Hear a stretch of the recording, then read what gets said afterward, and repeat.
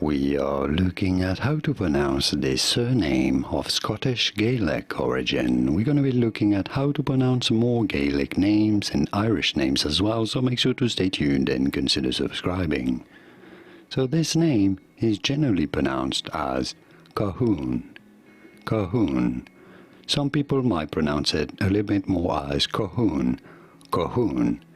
You may hear it with a slight or very subtle L sound, Colquhoun, Colquhoun, but generally speaking, the L is silent here.